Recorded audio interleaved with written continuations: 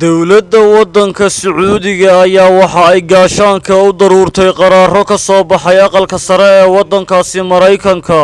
qaraaradaas oo qorayay in la soo afjaro gargaarkii militari ee waddanka Mareykanka uu siinayay xulafada Riyaad horkacaysa ee Yemen dagaalka ka wada.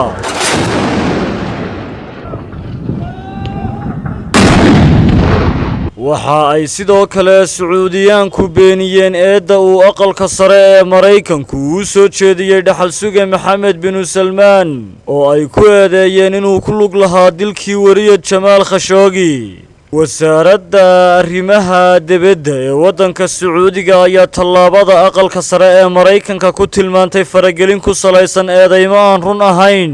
bayaanka ay soo saartay wakaaladda wararka ee waddankaasi Sacuudiga ayaa sidoo kale lagu sheegay in boqortooyadu ay cambaaraynayso go'aankii ugu dambeeyay ee aqalka Senadka.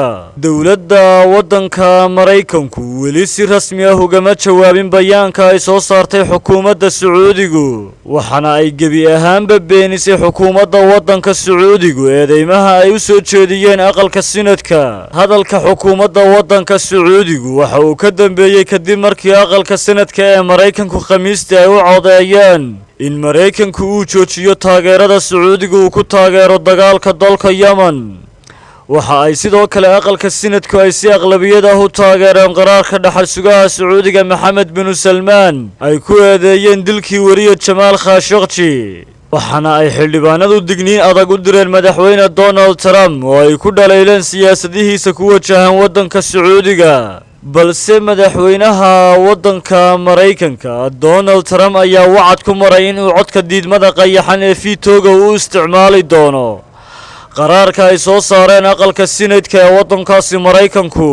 Saciid Axmed Tamriise, wararka telefishinka caalamiga ah Star.